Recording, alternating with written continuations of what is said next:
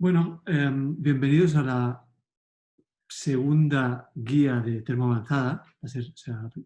Hoy va a ser la primera clase de la segunda guía. Y bueno, la segunda guía es un repaso de termodinámica. Entonces, vamos a hablar un poco de termodinámica. Son temas que ustedes ya han estudiado bastante, tanto en, tanto en F4 como en Teórica 3.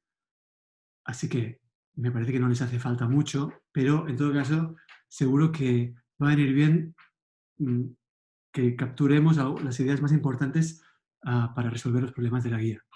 Y aviso que los problemas de la guía que tienen que hacer, que tienen que entregar, ya están indicados en la página de la materia, en la pestaña práctica de la página de la materia.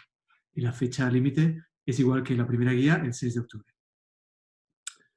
Bueno, entonces, yo Teórica 3 la di muchas veces y siempre en Teórica 3 el enfoque que usamos para explicar la termodinámica, porque se presta mucho al resto del curso, es el enfoque del libro de Cullen, que es un enfoque muy, muy peculiar, pero esta guía me parece que, mm, tal como está encarada la guía, me parece que es mejor que volvamos a refrescar el enfoque usual de la termodinámica. Aparte también me apetece hacerlo así, pero, o sea, me parece que la guía pide un poco que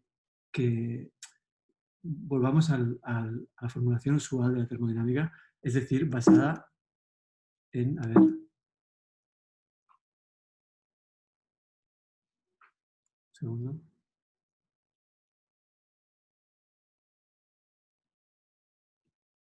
ahora,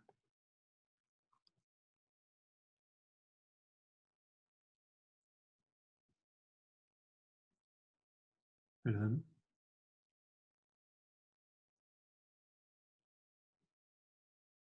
ahí va. En la formulación basada en las leyes de la termodinámica. Entonces, ustedes saben que la termodinámica es, o sea, el objeto de estudio de la termodinámica es aquellas transformaciones, aquellos procesos que involucran transformación de calor en trabajo y viceversa. Entonces, claro, o sea, lo primero que hay que hacer en una formulación de la termodinámica es definir el calor. Y de eso se encarga la primera ley. Entonces, la primera ley la podemos formular de esta manera, diciendo que hay un tipo de paredes, son las paredes adiabáticas, tales que si encerramos a un sistema con esas paredes, entonces el trabajo necesario para llevar el sistema de un cierto estado A a un cierto estado B no depende del camino. Podemos formular la primera ley de esta forma.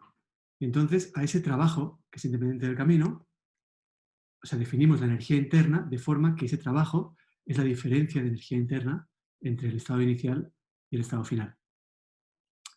Entonces, bueno, o sea, la existencia de paredes adiabáticas nos permite definir la energía interna. Obviamente, esta energía interna es la misma energía. A ver, un sistema termodinámico no deja de ser un sistema de partículas y esta energía es la energía del sistema de partículas, suma de energías cinéticas más potenciales. Lo que pasa es que la primera ley nos da una forma, digamos, operacional de definir la energía que permite medirla directamente. ¿Cómo medimos la energía? Simplemente calculamos el trabajo adiabático necesario para llegar al estado que nos interesa. Bueno,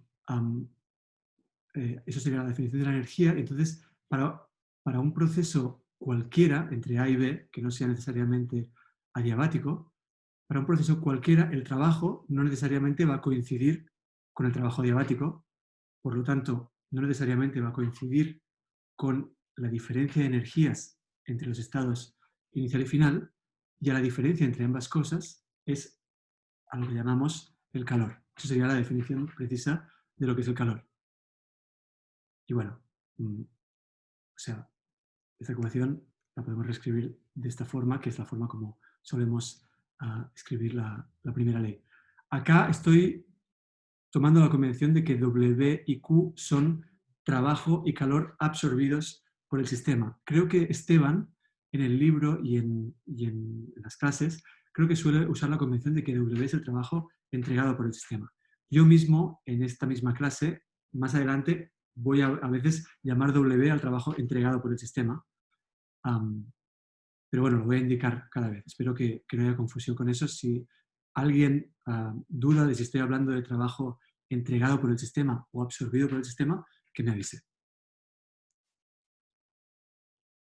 Bueno, eso sería todo respecto a la primera ley. Entonces, la segunda ley la podemos formular de esta forma, que es que para cualquier proceso cíclico que opere entre n fuentes distintas, se cumple esta ecuación, esta desigualdad, donde QI es el calor absorbido de la fuente I, o sea, tenemos un sistema que experimenta un proceso cíclico y en ese proceso absorbe un calor QI de la fuente I que está a temperatura TI. Entonces se cumple esta desigualdad. Con la igualdad si es reversible. Entonces es importante acá darse cuenta de una cosa, que estas temperaturas que aparecen acá no son necesariamente o sea, no tienen por qué tener nada que ver con la temperatura de nuestro sistema. El proceso que experimenta el sistema puede ser irreversible, de forma que a lo largo del proceso el sistema no tenga una temperatura definida. Pero lo que sí tiene una temperatura definida son las fuentes entre las que opera el ciclo. Y estas temperaturas que aparecen acá son las temperaturas de las fuentes. Claro que en el caso en que el proceso es reversible, bueno, cuando el proceso es reversible, en todos los pasos del proceso, el sistema, cuando esté en contacto con una cierta fuente, va a estar en equilibrio con esa fuente. Así que en el caso reversible, las temperaturas que aparecen acá también son las temperaturas por las que va pasando el sistema a lo largo del proceso, pero solo en el caso reversible. Bueno, esta desigualdad implica que este proceso no es posible. No es posible un proceso cíclico en el que absorbamos un calor de una sola fuente y lo convirtamos todo en trabajo. ¿Por qué esto implica que esto no es posible? Bueno, porque si tenemos solo una fuente, esta n de acá es 1, entonces esta desigualdad nos dice que el calor, si un ciclo opera solo con una fuente, entonces el calor que el sistema absorbe de esa fuente no puede ser positivo. Por lo tanto, esto no puede pasar porque esto involucra absorber un calor positivo para poder entregar un trabajo positivo. Así que esta desigualdad implica que esto no es posible. En realidad, como ustedes saben, el recíproco también es verdad. La inexistencia de estos procesos, o sea, como un trabajo mucho más arduo, permite, o sea, uno puede probar a partir de la inexistencia de este proceso esa desigualdad. Entonces, ahora, aunque esto es una cosa muy conocida por todos, me gustaría detenerme un segundo en poner énfasis en un par de cosas. Primero de todo, que acá, o sea, de lo que estamos hablando es que no es posible un proceso cíclico en el que se convierta el calor absorbido de una sola fuente en trabajo. Si le quitamos la restricción de ser cíclico, entonces sí es posible. Sí es posible convertir calor absorbido de una fuente en trabajo en un proceso que no sea cíclico. ¿Alguien me puede decir un ejemplo de eso?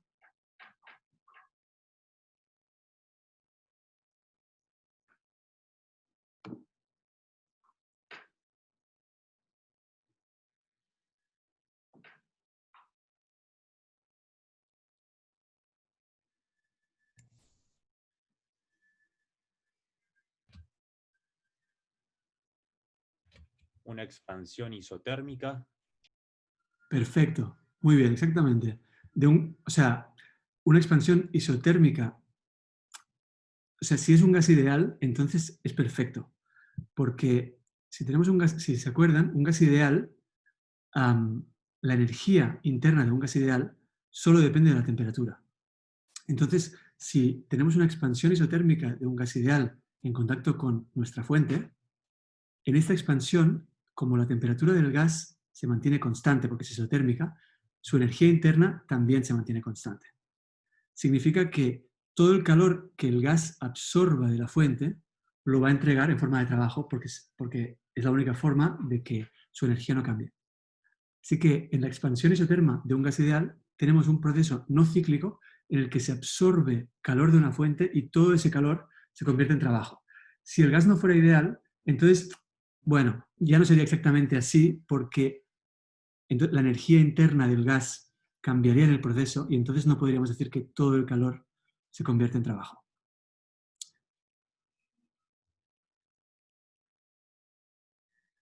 Otra observación que quería hacerles antes de seguir es que obviamente el proceso inverso de este, es decir, el proceso en el que se convierte, un proceso cíclico en el que se convierta trabajo en calor entregado a una sola fuente, sí existe.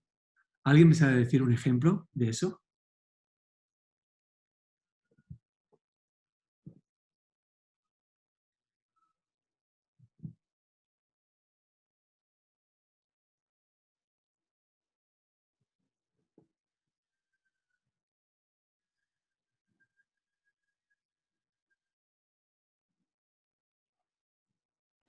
Guillem, ¿me podrías repetir la pregunta? Sí, la pregunta es, o sea, la segunda ley... Ay, perdón. Uy, ¿qué pasó?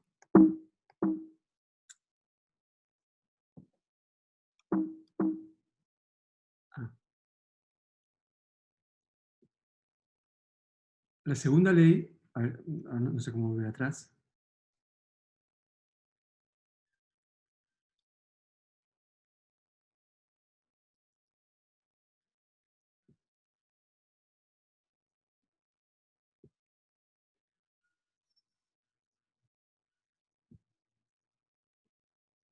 La segunda ley prohíbe que exista este proceso, un proceso cíclico en el que absorbo calor de una fuente, de una sola fuente, de una sola fuente, y lo convierto todo en trabajo. Lo que digo es que el proceso inverso en el que convierto trabajo en calor entregado a una sola fuente, un proceso cíclico, sí es posible.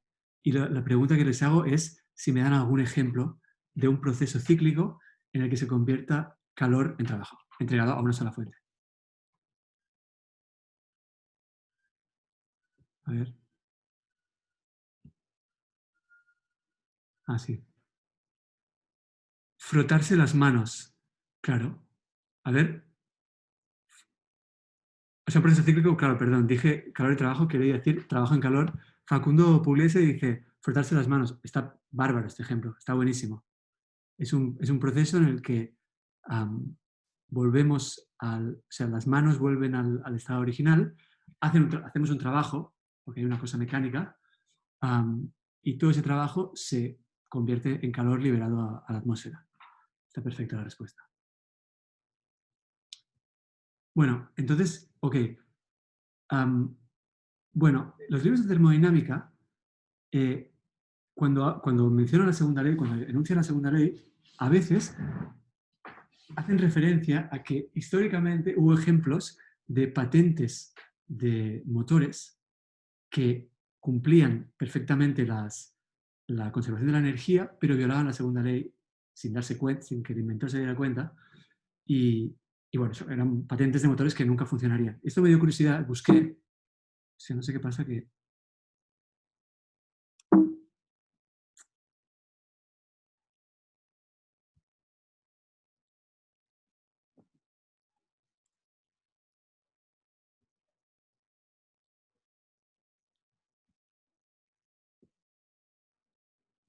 eso me dio curiosidad, busqué y encontré algún ejemplo de motores propuestos, y aquí hay uno que es lo que se llamó el Zero Motor, que es creo que era un ingeniero estadounidense llamado Gamgee, que lo propuso más o menos en esta fecha, alrededor de 1880.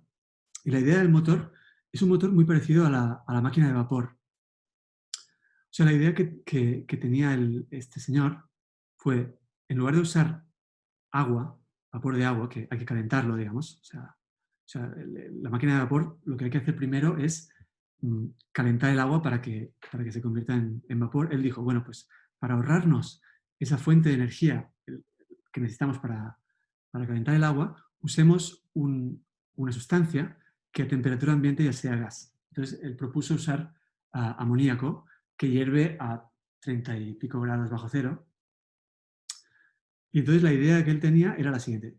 Teníamos un tanque con amoníaco líquido, simplemente por contacto con la atmósfera, como la atmósfera está a una a temperatura ambiente, esto va a hacer que el amoníaco se evapore. Acá tenemos una válvula que de entrada podría estar cerrada, pero cuando se ha evaporado mucho amoníaco, entonces acá va a haber, en esta columna, va a haber mucha presión de gas.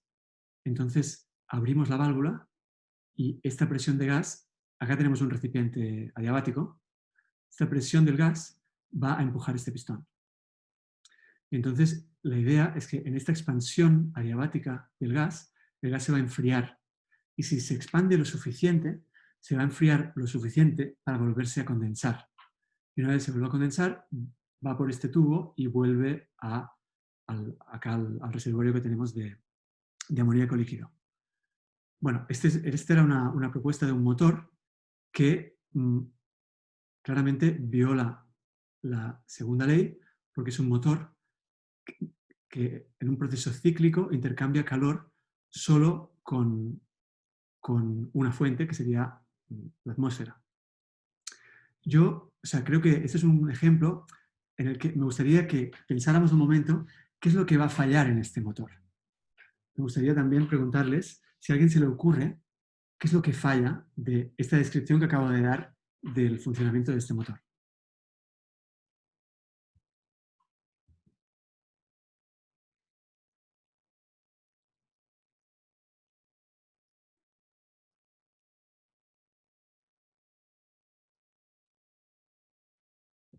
A ver.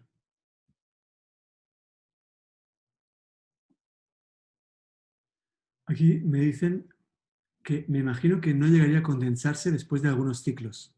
Ajá.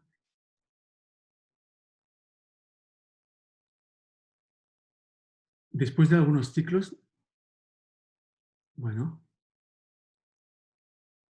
o sea, es algo así. Es algo así claramente. Lo que no entiendo muy bien es por qué hablas de algunos, o sea, quieres decir que quizá en el primer ciclo sí se condensaría todo, pero después no, algo así. Yo me estoy preguntando cómo volvería el pistón a subir.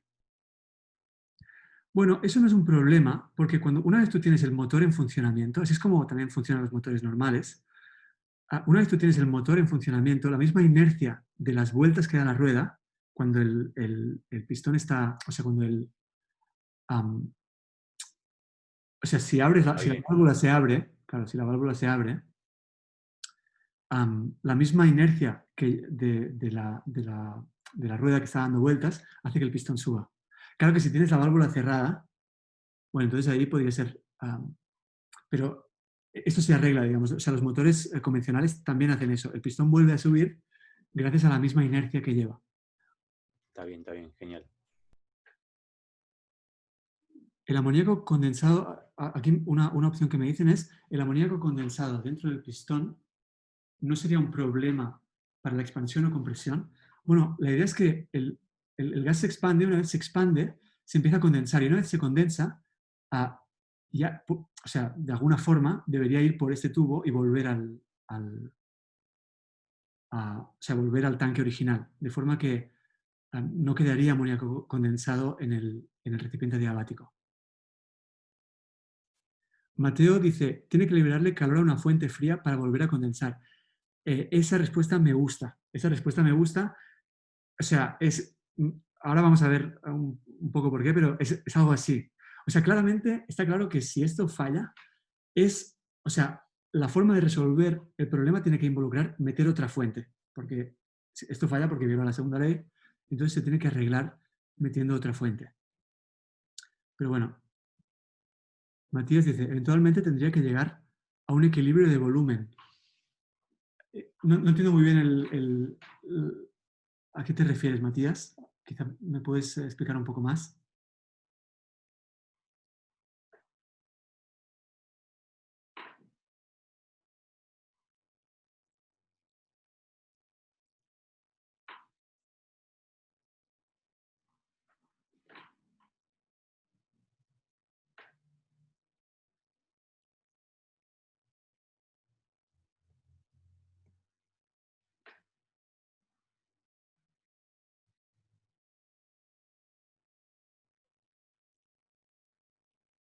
A ver, o sea, Matías dice que en algún momento debería llegar a algún equilibrio.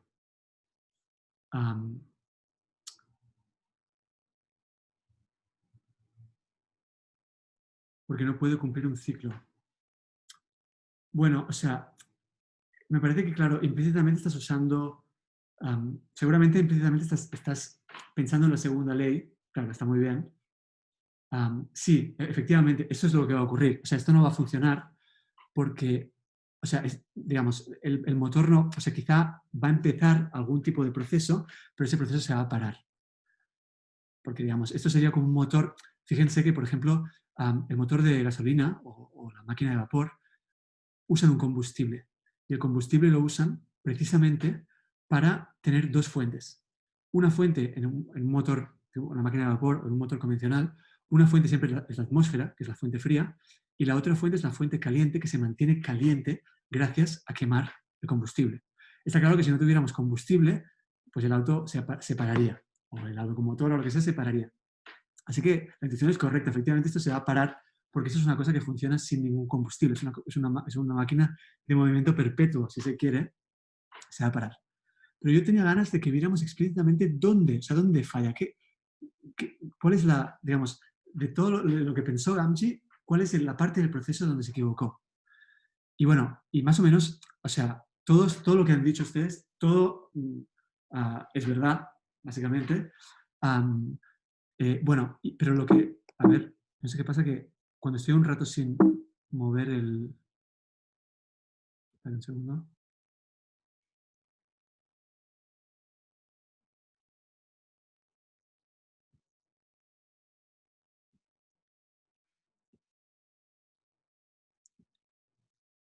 Eh, el lugar donde se equivocó, más precisamente, para verlo hay que mirar las isotermas de Van der Waals. O sea, ¿se acuerdan las... Bueno, esto es más o menos la forma que tienen las isotermas de un sistema, o sea, digamos, que experimenta una transición de fase a líquido-gas. Esta parte de o sea, todas estas curvas son isotermas y esta parte son las isotermas, o sea, digamos, esta parte es líquido y esta parte es gas. Entonces, lo que tenemos acá, cuando el gas se expande adiabáticamente, o sea, cuando el gas entra en el pistón, lo tenemos, no sé, en algún lugar por acá, es gas, ¿no? Entonces, cuando se expande adiabáticamente, las adiabáticas son curvas que tienen una pendiente más pronunciada que las isotermas. Entonces, bueno, si la adiabática va a bajar, es verdad que cuando la adiabática se mueve así, es posible que condense parte del amoníaco vapor. Pero si hay una expansión, que es lo que está pasando, es imposible que condense todo. Para que condense todo tendríamos que venir acá. Así que, no, digamos, en una expansión adiabática es imposible que todo el amoníaco condense. Quizá va a condensar una parte, pero no todo. Para tener un ciclo necesitamos que condense todo. Si no, poco a poco se va perdiendo amoníaco, que es verdad que esto creo que es lo que estaba diciendo el primero que respondió, que fue Guillermo. Creo que se estaba refiriendo seguramente a esto.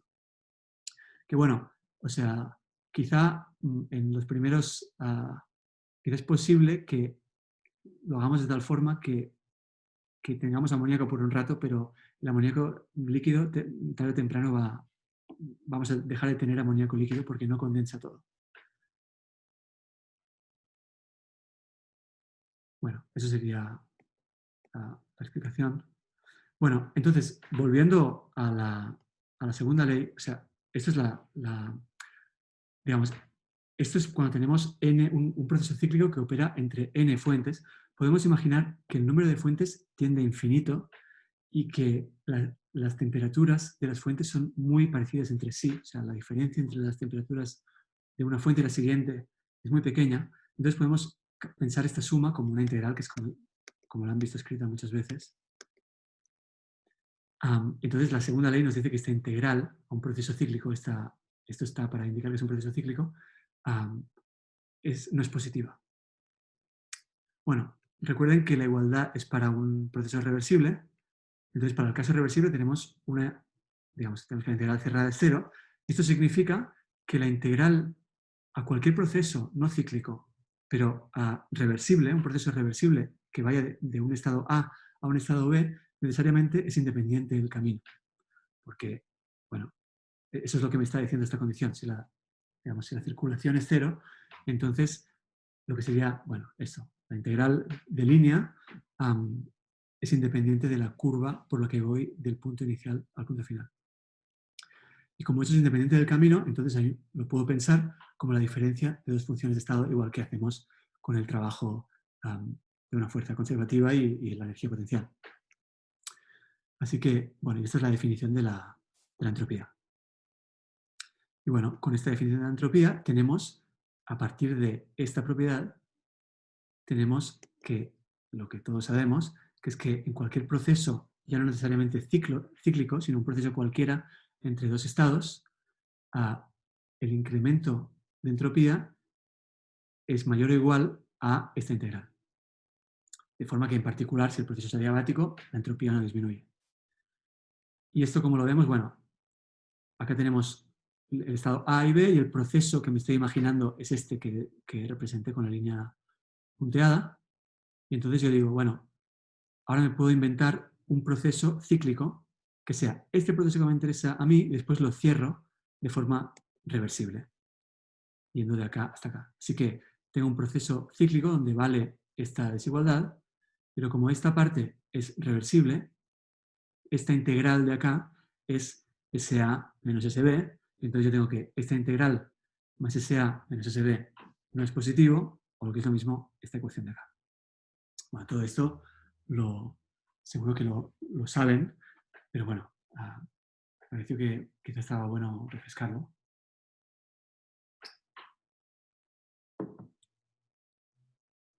Bueno, y entonces vamos a ver algunas consecuencias de estas cosas que son útiles para los problemas de esta guía. La primera cosa es, bueno, lo que en algunos lugares se llama el teorema de máximo trabajo. Es un poco rimbombante este nombre, pero bueno.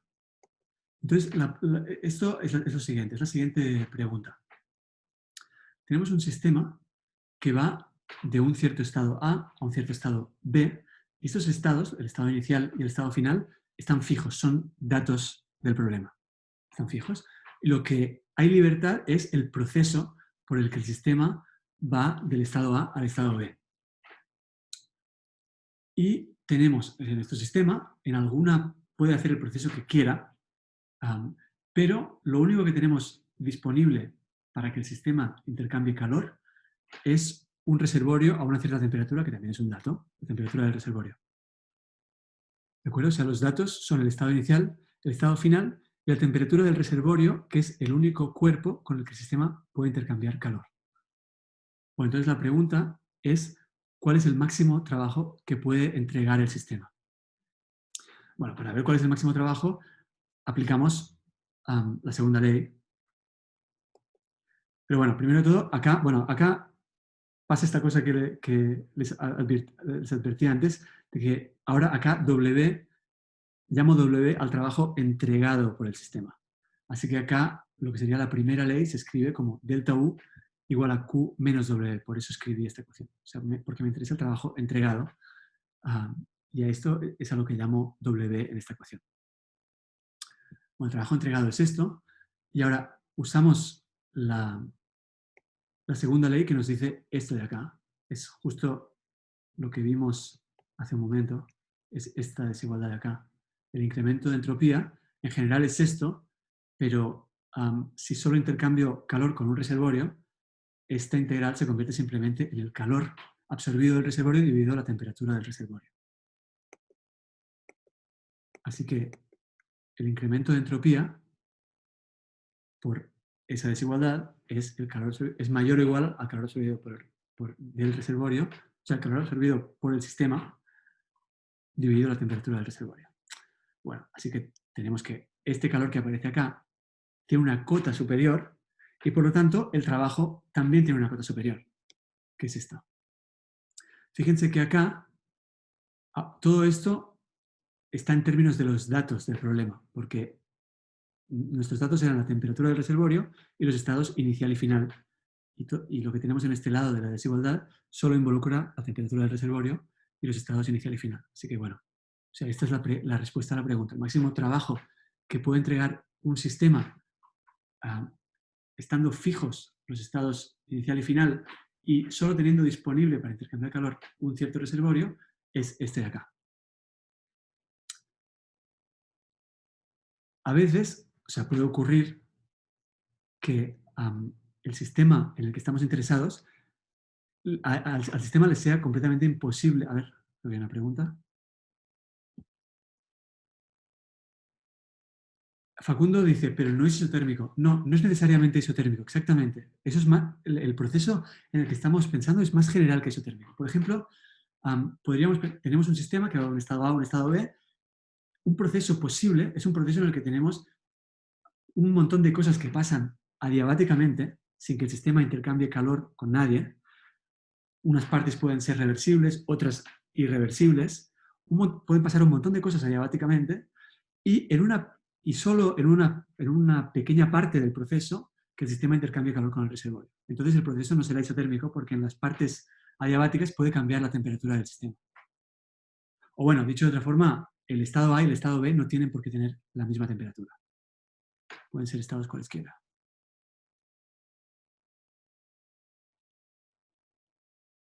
O sea, esto es más general que un proceso isotérmico. A ver, Facundo dice, claro, esa sería la entropía cuando interactúa con el reservorio. Bueno, fíjate que si el proceso es irreversible, o al menos tiene partes irreversibles, incluso en las partes, en tramos del proceso que sean adiabáticos, si esos tramos son irreversibles, ahí también hay un incremento de entropía.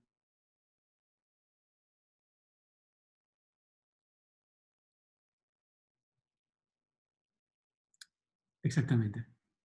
Exactamente. Cuando efectivamente tienes razón, el caso, o sea, la igualdad viene de la igualdad en la segunda ley y esa igualdad se da cuando el proceso es reversible. Así que, efectivamente, la igualdad se da en el caso reversible y en ese caso, los únicos tramos del proceso, de hecho, la interacción con el reservorio puede ocurrir en varios tramos distintos.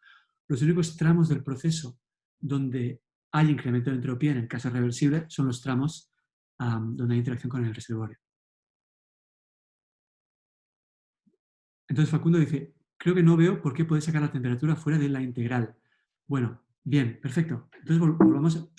No sé qué me está pasando, que cuando estoy un rato sin mover la diapositiva, se me bloquea, no me deja volver atrás. Así que por eso tengo que dejar de compartir pantalla. Si alguien sabe lo que está pasando y me puede aconsejar, uh, igual no me importa hacerlo, pero bueno, voy a dejar de compartir por un momento.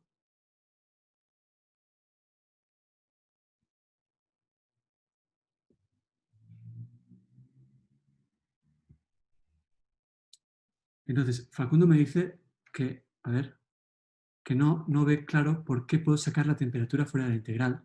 Acá enfatizo, bueno, tengo que volver un poco atrás, esto que les dije cuando formulé la segunda ley, que en general, o sea que acá, estas temperaturas que aparecen acá, son las temperaturas de los reservorios con los que el sistema intercambia calor.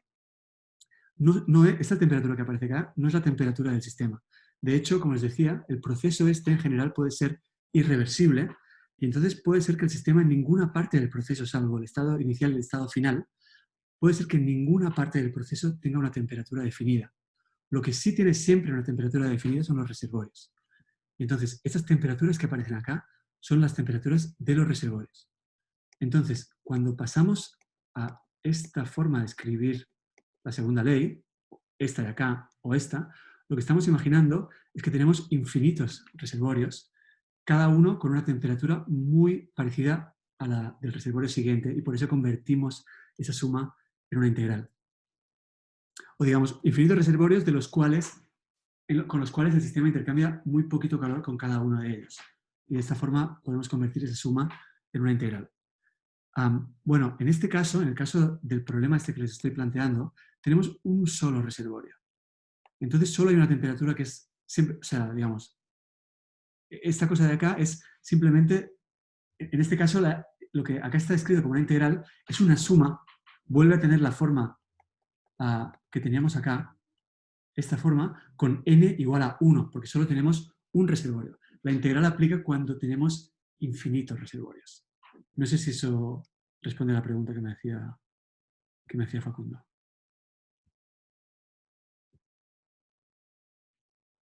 Perfecto, Facundo.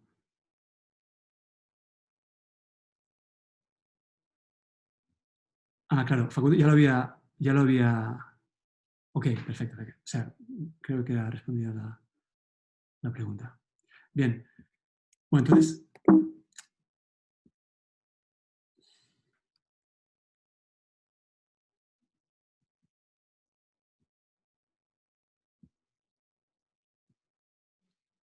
disculpen estas interrupciones, de verdad que no, o sea, no sé por qué me pasa esto.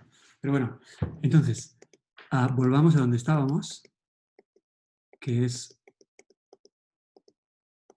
el teorema de máximo trabajo. Bueno, habíamos llegado a esta desigualdad.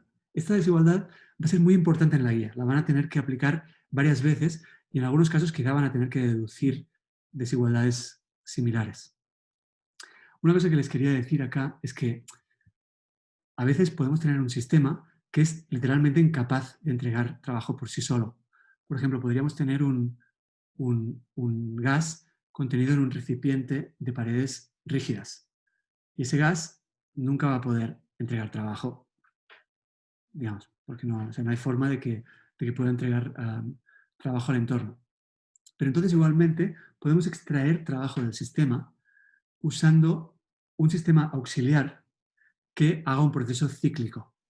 O sea, si tenemos nuestro gas, que no, digamos, el volumen del gas no puede cambiar porque las paredes son rígidas, igualmente consideramos un determinado estado inicial, un determinado estado final de nuestro gas, igualmente podemos, en un proceso que vaya del estado inicial A al estado final B, podemos extraer trabajo de nuestro gas usando un sistema auxiliar que en el proceso vuelva, o sea, haga un proceso cíclico, es decir, que el sistema auxiliar empiece en un estado y termine en el mismo estado.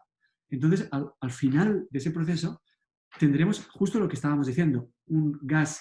Lo único que cambió es el estado de nuestro sistema de interés, que es ese gas en una caja de paredes rígidas, y obtuvimos un trabajo que no nos lo entregó directamente nuestro gas, sino que nos lo entregó el sistema auxiliar. Pero, digamos, es una situación muy similar a la que formulé en esta pregunta. O sea, lo único que cambió es el estado del sistema de interés, que es nuestro gas encerrado por paredes rígidas, y aún así obtuvimos trabajo, pasa que el trabajo nos lo entregó el sistema auxiliar. Bueno, en ese caso, cuando le agregamos un sistema auxiliar, sigue valiendo exactamente esta misma desigualdad. Bueno, obviamente podemos aplicar esto mismo, esto que obtuvimos acá, lo podemos aplicar a la unión del sistema formado, o sea, el sistema formado por nuestro sistema de interés, que es nuestro gas, y el sistema auxiliar. Claramente eso valdrá, digamos, bueno, pero incluso lo que pasa entonces es que, claro, para el sistema auxiliar, o sea, entonces este incremento de energía, este incremento de entropía, este incremento de energía serían los del sistema de interés más los del sistema auxiliar. Pero como el sistema auxiliar experimenta un proceso cíclico, su entropía y su energía no varían, así que se sigue cumpliendo esta ecuación tal como la teníamos pensada, con delta S y delta U, incremento de entropía y de energía de nuestro sistema de interés. Bueno, eso es una observación que quizá no sé si es muy importante, pero me parece que en algún problema de la guía, si no se la hubiera hecho, quizás se podrían confundir. Bueno, y entonces, de esta desigualdad que tuvimos acá, una consecuencia es el famoso, bueno, recuadramos la desigualdad, una consecuencia es el famoso resultado de que el trabajo, o sea, un sistema, o sea, digamos, el resultado, bueno, se lo digo, o sea, acá teníamos un estado inicial A y un estado final B, cualesquiera, no necesariamente tenían la temperatura del reservorio, teníamos un estado A que podía estar a temperatura 1 Kelvin, un estado B que podía estar a temperatura 100 kelvins y un reservorio que podía estar a temperatura de 50 kelvins, y vale esta desigualdad. Pero en el caso particular en el que el estado A y el estado B tienen los dos la temperatura del reservorio, entonces esta T sub R que aparece acá es la temperatura del gas en el estado A y también la temperatura del gas o del sistema en el estado B, de forma que esto que aparece acá es menos el incremento de energía libre de Helmholtz. Es el famoso resultado de que en un proceso isotermo un sistema no puede entregar más trabajo que menos, o sea, que no puede entregar más trabajo que lo que disminuye su energía libre de Helmholtz. Acá, o sea, ya que estamos, conviene darse cuenta de que cuando decimos proceso isotermo, en realidad, en las partes intermedias del proceso, el sistema puede hacer lo que quiera. Para aplicar esta desigualdad, no hace falta que el sistema, por ejemplo, esté siempre en contacto con el reservorio. El sistema podría estar en contacto con el reservorio solo en el estado, en partes del proceso, digamos, en el estado inicial y el estado final, quizá en alguna parte intermedia del proceso, pero puede ser que el sistema en otras partes intermedias del proceso no esté en contacto con el reservorio y sigue valiendo esto. Lo único que tenemos que imponer para que valga esta desigualdad es que solo el sistema intercambie calor con un reservorio y que la temperatura inicial y la temperatura final sean la temperatura de ese reservorio. Aparte de eso, podemos hacer lo que queramos y se va a cumplir esta desigualdad. Bueno, entonces, eso es todo respecto al tema este de trabajo máximo. No sé si hay alguna... Bueno. Si tienen consultas, por favor, hablen. Yo, o sea, quizá no sé si voy demasiado rápido, no sé si me estoy mandando demasiado rápido o qué, pero obviamente siéntanse libres de consultar todo lo que quieran.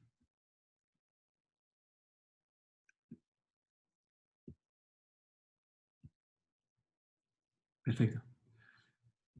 Bien, bueno, entonces, bueno, tengo que volver a hacer lo típico.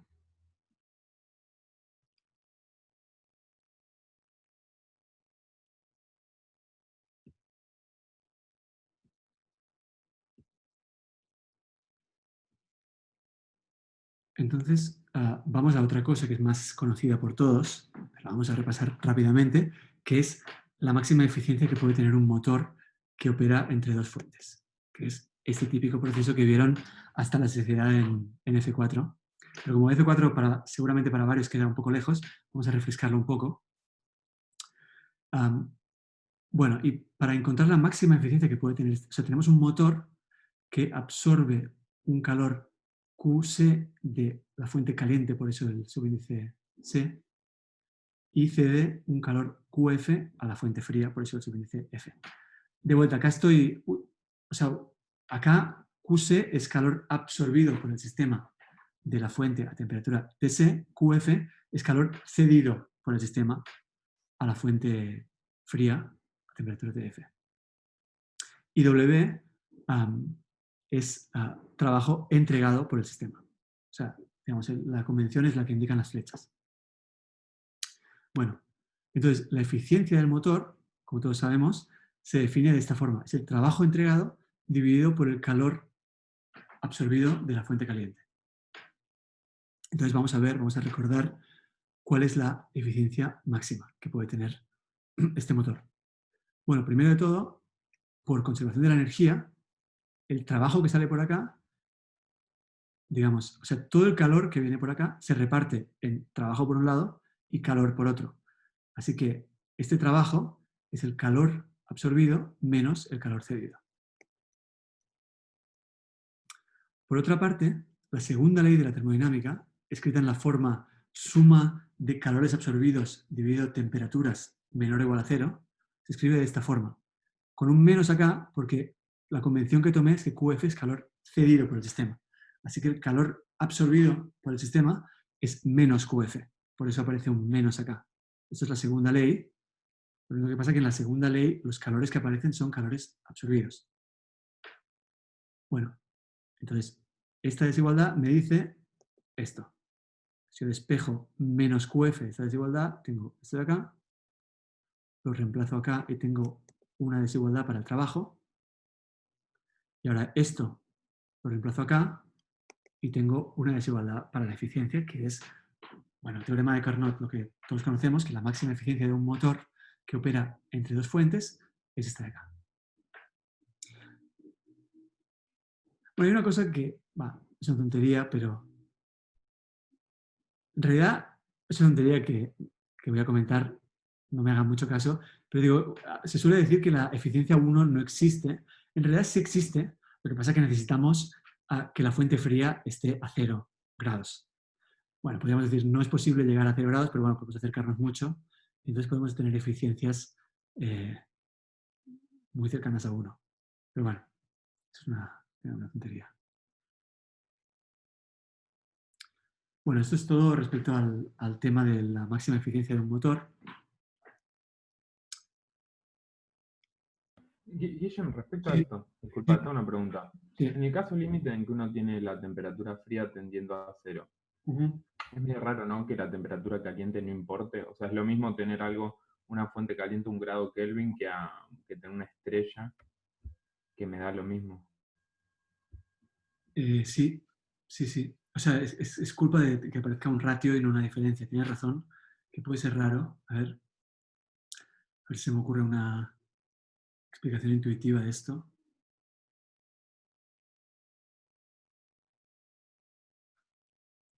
O sea, no, o sea, lo que voy a decir no es intuitivo, pero la cosa es que en la segunda ley, digamos, si la temperatura fría es 0, esto, digamos, es menos infinito. Porque tal como tomamos la convención, QF es un calor cedido. O sea, digamos, el sistema cede un calor a... O sea, claro, o sea, podemos decir, claro, la segunda ley nos dice que inevitablemente el ciclo va a tener que ceder un cierto calor a la fuente fría. No va a poder, o sea, el ciclo no va a poder funcionar sin ceder un cierto calor a la fuente fría. Pero claro, si la temperatura fría es muy chiquita, por poco calor que cedamos, esta cosa ya va a ser muy negativa y nos va a garantizar que se cumpla la segunda ley. O sea, si la temperatura es muy cercana a 0, va a bastar con que cedamos poquito calor. Sé que esto no, o sea, no... Sé que no te estoy dando una explicación, digamos, o sea, estoy como respondiendo a tu pregunta, mirando a otra ecuación. No sé si... Pero creo que sirve. O sea, se tiene que cumplir esa desigualdad. Si la temperatura fría es muy baja, esta cosa ya va a ser muy negativa con poco calor que le cedamos a la fuente. O sea, entonces, en el límite en que la temperatura tiende a 0, sí podemos llegar a ese caso en el que no le cedemos nada de calor a la fuente. Bien. Bien. Está bien, igual creo que más o menos ruido si pienso en que, o sea, trato de diferenciar entre eficiencia y potencia. O sea, está bien, de todo el calor que tenga se lo puedo entregar por más que el delta T. Creo que digiriéndolo un poco más o menos ruido. Está bien, gracias. Quizá pensando en potencia, quizá... me parece O sea, que... en potencia seguro que no va a ser lo mismo. No, pero me parece que la máquina esta de Curson y Alborn, me parece que la eficiencia era lo mismo que una raíz. Sí, había una raíz. Pero bueno, ok, miremos lo de la potencia. O sea, quizá Ah, es cierto, o sea, está bien, tenés razón. O sea, con la raíz me daba la potencia máxima. no, con la raíz me parece que es la eficiencia. Claro, La con la raíz eficiencia que es la potencia corresponde a la máxima. potencia Exactamente. máxima. Sí. Y sigue valiendo lo mismo, tenés razón. Igual sí, quizá está bueno pensar en mirar a la potencia para ganar más intuición. Voy a ver, o sea, no ahora, pero digamos, voy a mirarlo y si se me ocurre algo te digo. Dale, gracias, sí, yo también lo voy a pensar un poco. Gracias. Bueno, ahora se me va a bloquear seguro. Ah, no. Bueno, ya está. Ese es el resultado para la eficiencia máxima, que obviamente, o sea, acuérdense que siempre, digamos, no lo voy repitiendo cada vez, pero siempre que aparecen menores iguales, el igual corresponde a un proceso reversible. Guille, una pregunta. Vos recién hablaste sobre de la desigualdad de abajo, cuando TF se va a 0, que eso tiende a menos infinito, ¿y eso violaría algo? No, nada. Lo que quiero decir es que es un caso límite, si se quiere. O sea, eso es un caso límite. O sea, cuando la temperatura fría es muy chica, entonces con entregarle poquito calor a la fuente fría, podemos satisfacer esta desigualdad. Porque si la temperatura de la fuente fría es muy chica, con poquito calor que le entreguemos, esta parte de acá va a ser muy negativa y entonces vamos a poder satisfacer la desigualdad. En el límite en el que la temperatura fría tiende a 0, podemos tener podemos tomar, o sea, tomando ese límite adecuadamente, quizá podemos lograr que el calor cedido a esa fuente también tiende a 0, pero de tal forma que este ratio sea distinto de 0. Es un 0 sobre 0 que, si tomamos bien el límite, podemos lograr que sea distinto de 0 y entonces se cumpla la segunda ley. Está bien, entiendo. No, igual, o sea, bueno, es una cosa, es un poco improvisación lo que estoy diciendo, pero me parece que es así. Bien, y te quería preguntar una cosa más, viste, cuando estabas diciendo también lo de temperatura fría yendo a 0, más allá de que no sea central eso, ¿no? Pero Sí. en la eficiencia, uno, en realidad, si tiene una temperatura fría yendo a 0 y una temperatura caliente, digamos, muy grande, eso sería un poco como fuera del modelo, digamos, ¿no? Porque sería muy difícil tener un sistema entre dos temperaturas muy distintas. Claro, sí, efectivamente, es verdad. Tienes toda la razón. Claro, en la vida real, ¿cómo logramos tener dos fuentes?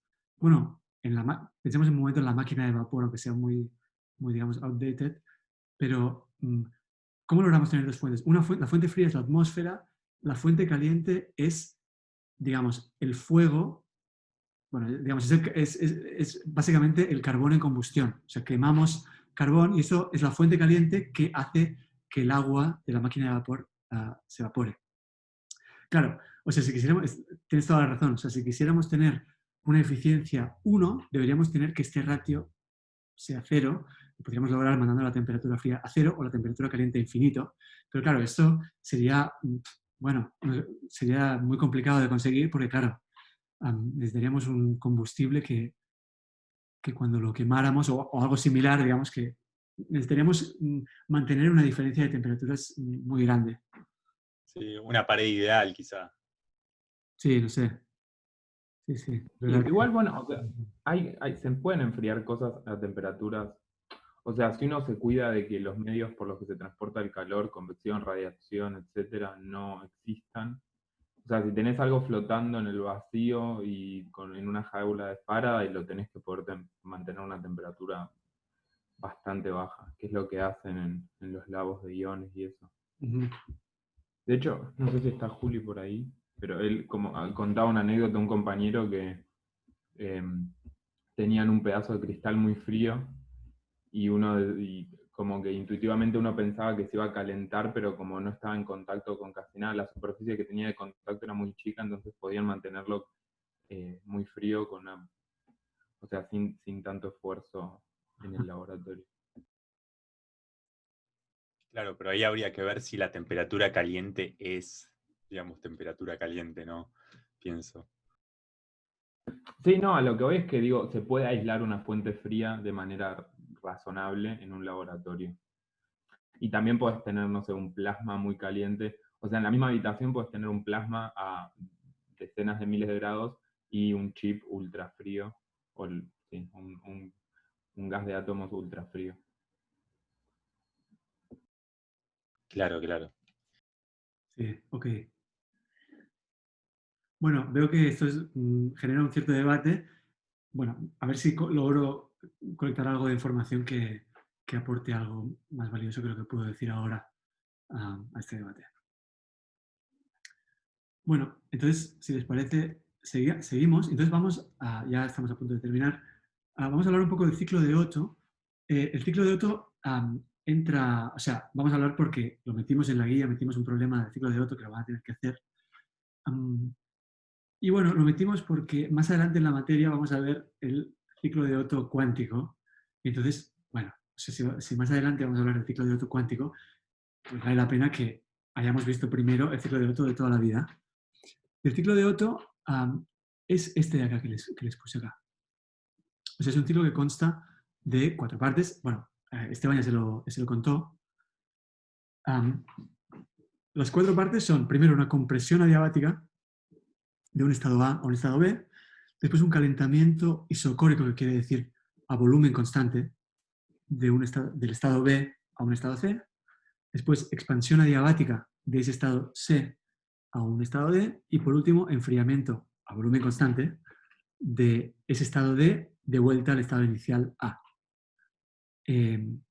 Bueno, ¿en qué difiere? O sea, bueno, yo no hablé de la máquina de Carnot, no hablé de muchas cosas porque ya sé que ustedes muchas de las cosas las saben perfectamente, pero todos seguro que tienen presente cómo es la máquina de Carnot. La diferencia con la máquina de Carnot es que los tramos que acá son isocóricos, en Carnot son isotérmicos.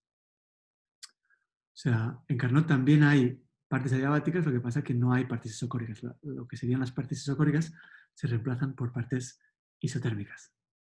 Bueno, pues el ciclo de Otto es un modelo del motor de gasolina. Yo quería, más que nada, o sea, ustedes van a hacer un problema donde van a calcular la eficiencia del ciclo de Otto, seguro que, o sea, les costará más o les costará menos, pero la van a saber hacer perfectamente. No les voy a dar ninguna pista sobre ese problema, estoy seguro que no la necesitan, pero sí lo que quería comentar brevísimamente es por qué este ciclo describe, o sea, en qué sentido este ciclo describe el funcionamiento de un motor de gasolina. Lo describe de una forma completamente idealizada, pero tenía ganas de discutir en un minuto por qué pasa eso. Así que vamos a hacerlo en un momento. Para hacerlo vamos a pasar este mismo if, pero más lento. Y entonces, el motor de gasolina lo que tiene es primero una fase en la que acá hay una válvula que está abierta en la primera fase y por esa válvula entra el gas, que el gas es una mezcla de aire y gasolina en estado gaseoso. Y esta parte en la que entra el gas no forma parte del ciclo. Es una parte externa al ciclo. De hecho, estrictamente lo que se considera la sustancia de trabajo del ciclo de Otto, en este caso, es el aire. O sea, acá lo que entra es una mezcla de aire y gasolina, pero lo que se considera sustancia de trabajo es el aire solo. Supongo que en un momento vamos a ver por qué.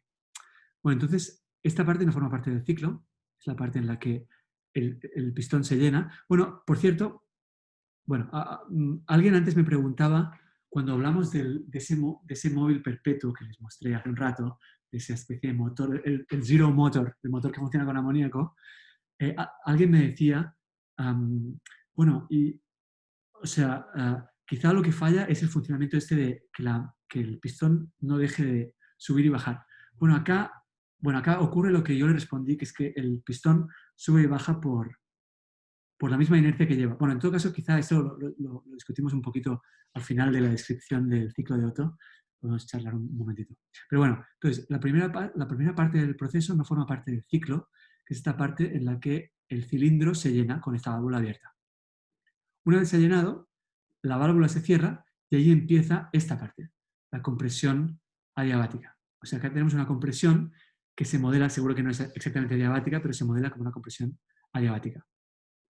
Y cuando el pistón está muy arriba, bueno, aproximadamente ahí el volumen del gas lo cambia aproximadamente y en esa pequeña fase es cuando se prende la chispa que hace que la gasolina entre en combustión. Recuerden que la gasolina estrictamente no lo consideramos como parte de la sustancia de trabajo, entonces la gasolina en combustión sería algo así como una fuente. Entonces la sustancia de trabajo, que es el aire, se calienta y esa es la parte de calentamiento isocórico. Lo consideramos isocórico porque modelamos que todo el calentamiento ocurre en esta fase, que es cuando el pistón está arriba. Bueno, entonces, a ver. Entonces seguimos. Y ahora viene la parte de la expansión adiabática, que es la tercera fase, expansión adiabática. Y finalmente, cuando estamos ya con el pistón muy cerca de su punto más bajo, en esta fase es cuando ocurre el enfriamiento isocórico debido a líquido refrigerante que pasa por acá, por estas paredes. Y por último, la última parte del proceso no forma parte del ciclo de vuelta, que es cuando el gas con la gasolina ya quemada es expulsado. Bueno, toda esta parte, acá volvemos a inyectar la mezcla y acá lo que tenemos de vuelta, si nos olvidamos de la gasolina y nos acordamos que nuestra sustancia de trabajo es el aire, volvemos a tener el aire en el estado final en el que lo habíamos dejado antes de expulsar la mezcla afuera del pistón. Bueno, eso es una descripción de de por qué este ciclo modela el funcionamiento de un motor de gasolina. Obviamente es un modelo idealizado, seguro que ninguna parte es exactamente adiabática ni exactamente isocórica. Además, el modelo, o sea, la forma como se describe el ciclo de Otto es como un proceso reversible, que seguro que, bueno, o sea, no es exactamente reversible, pero bueno, es un modelo del motor de gasolina. Y bueno, sí, en la cosa de la manivela, acá si se fijan, o sea, solo hay un momento en el que la sustancia de trabajo entrega energía al pistón, hace trabajo sobre el pistón, que es cuando se prende la chispa, hay la explosión, entonces hay una expansión espontánea, digamos, del gas. Esa expansión hace que el pistón baje muy rápido y esa misma energía que lleva es suficiente para que vuelva a subir y bajar un par de veces más. Bueno, eso es en respuesta a una pregunta que ahora nadie me hizo, pero que tiene que ver con lo que pasaba cuando discutíamos el móvil perpetuo hace unas cuantas transparencias. Guille, yo te hice esa pregunta. Bien. Eso, viste que hay una parte del ciclo que resta trabajo. No tiene que ver específicamente con eso, ¿no? Viste, en la, digamos, la Sí, compresión. sí. A ver. Claro, o sea, acá resta trabajo, digamos. Acá estamos haciendo trabajo sobre digamos, en esta parte, la compresión adiabática, o sea, en la parte 1 del ciclo, hacemos trabajo sobre o sea, restamos trabajo, como tú dices, y, digamos, pero para hacer ese trabajo sobre el sistema, aprovechamos parte del trabajo que el sistema hizo sobre nosotros en un paso anterior. Exacto.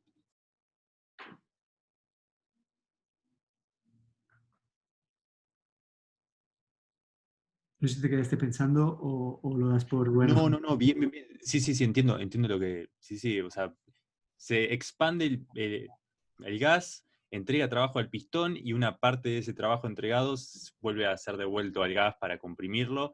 Y supongo que esa pesa también es necesaria para hacer que siga girando el pistón, o sea, un contrapeso o algo así. No, me parece que no. O sea, ya por la misma inercia que lleva. O sea, digamos, tiene mucha energía cinética el pistón gracias a la parte en la que explotó la gasolina y se expandió el gas, digamos.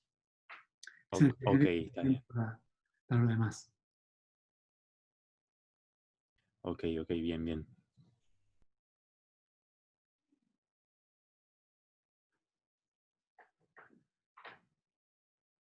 Bueno, entonces ya está. Lo último que quería charlar un poquito es otra cosa que les va a hacer falta para los problemas de la guía, que es una cosa que también todos vieron varias veces, pero bueno, lo quería refrescar porque quizá algunos lo tienen menos fresco que otros, que es cómo se hace la cuenta de la entropía de un gas ideal. Y vamos a hacer de una forma muy sencilla. El gas ideal, bueno, ya sabemos lo que es esto. P por B igual a nRT y aparte hay otro ingrediente digamos, solo con la ecuación de estado es imposible sacar la entropía. Hace falta más información sobre el sistema. Y lo que define el gas ideal no es solo la ecuación de estado, sino también esta relación. Es decir, que la capacidad calorífica a volumen constante es constante. Es una constante que la escribimos de esta forma, como, bueno, decidí escribirla de esta forma porque me conviene, como algo por n por r. Sabemos que si refrescan la memoria, y también seguro que ya lo tienen claro porque Esteban lo mencionó más de una vez, bueno, esta alfa pues es 3 medios cuando el gas es monotómico, 5 medios es diatómico, bueno, a ver si es diatómico, bueno, depende de la temperatura, en fin, o sea, es 3 medios es monotómico, si es diatómico, pues bueno, depende de la temperatura. Pero bueno, en todo caso, depende de la temperatura, pero en un rango de temperaturas es constante.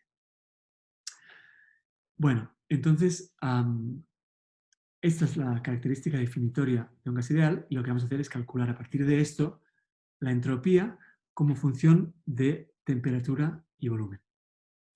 Entonces, para hacer eso es realmente muy sencillo, seguro que muchos lo tienen fresco, a los que no lo tengan fresco, lo que les voy a contar seguramente les va a servir.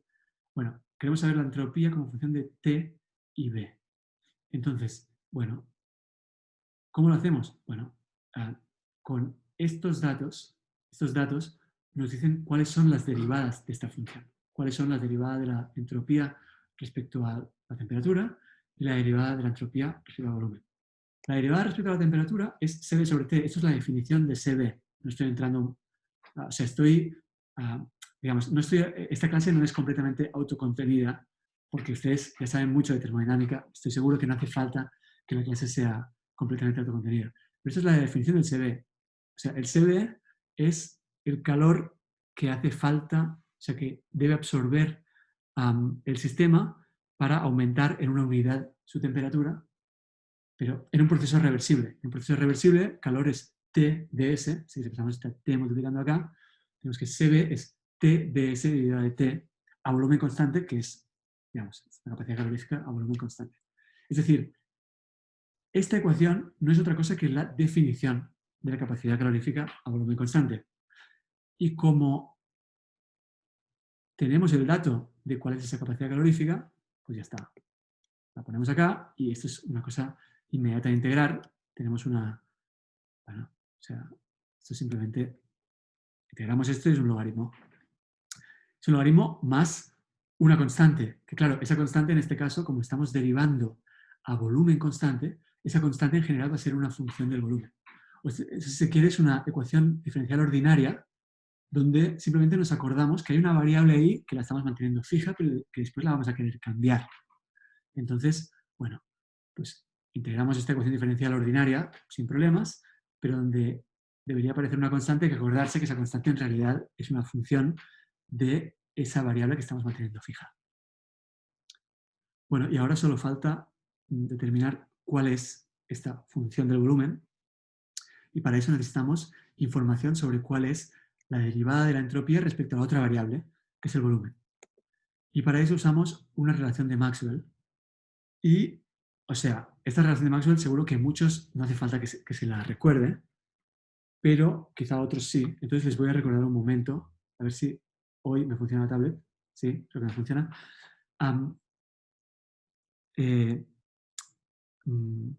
Acuérdense, les voy a recordar brevemente, como refrescar memoria, o sea, ¿qué test hay que hacerle a una derivada para ver si le puede aplicar o no alguna relación de Maxwell? El test que hay que hacerle es fijarse si las variables que aparecen en la derivada son las variables naturales de algún potencial termodinámico. Entonces, si son las variables naturales de algún potencial termodinámico, entonces puede ser que haya una relación de Maxwell que me sirva para calcular esa derivada. Si las variables que me aparecen acá no son las variables naturales de ningún potencial termodinámico, entonces olvídense de encontrar ninguna relación de Maxwell. Bueno, acá las variables que aparecen son T y B, que sí son las variables naturales de algún potencial, que es Helmholtz. Así que escribamos el diferencial de Helmholtz. De vuelta, clase no autocontenida. Estoy asumiendo que es cosas que espero que se acuerden. A ver. Bueno. ¿Puedo escribir? No. Ah, no, claro, no puedo escribir porque no estoy... Perdón. Ahora sí. Recordemos el diferencial de Helmholtz. El diferencial de Helmholtz es menos S de T menos P de B. Yo esto me lo acuerdo de memoria y no se me va a olvidar nunca jamás. Y un poco estoy asumiendo que a ustedes tampoco. Pero bueno, si se les ha olvidado, seguro que esto es una cosa que no les choca esta ecuación y en todo caso la pueden refrescar en algún lado. Bueno, como el diferencial de Helmholtz es esto, y por la igualdad de derivadas cruzadas, esto nos dice que la derivada de S respecto al volumen a temperatura constante, que es lo que tenemos acá, es lo mismo que la derivada de P respecto a la temperatura a volumen constante, que es lo que tenemos acá. Bueno, esto era un breve repaso de relaciones de Maxwell. No voy a entrar mucho, pero espero que sirva como, al menos como trigger para que si alguno no se acuerda mucho, que le sirva para refrescar la memoria. Bueno, entonces, entonces tenemos esta ecuación. Bueno, y como sabemos la ecuación de estado, pues simplemente acá va un... bueno, estamos derivando respecto a T a B constante, así que esto es un NR sobre B. Y bueno, como teníamos esta ecuación de acá, bueno, de vuelta no, se me bloqueó.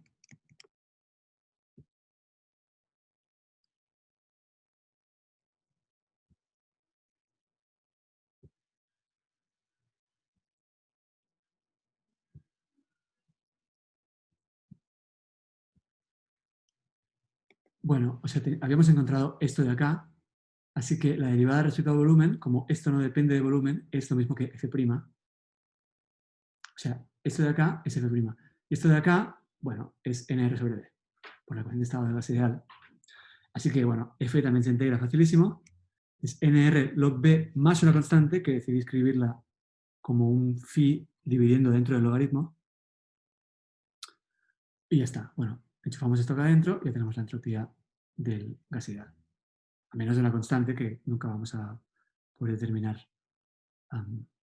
Bueno, claro, o sea, ustedes dirían, no, claro, sí, en principio esta constante la deberíamos poder determinar usando la tercera ley de la termodinámica, que la entropía es cero a temperatura cero, pero, digamos, esta fórmula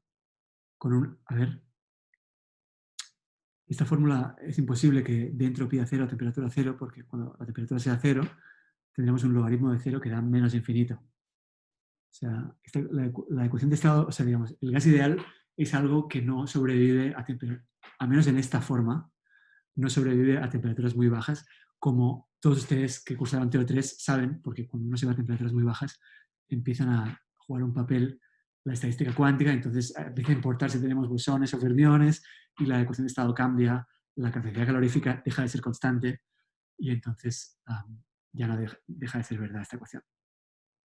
Así que bueno, esta constante no la podemos fijar usando la tercera ley porque no podemos extrapolar esta fórmula a temperatura cero.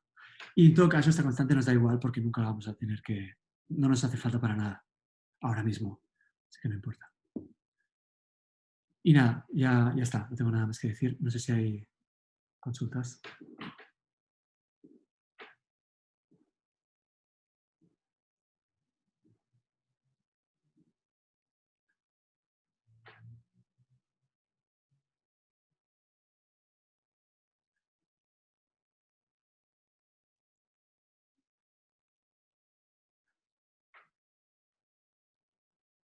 A ver.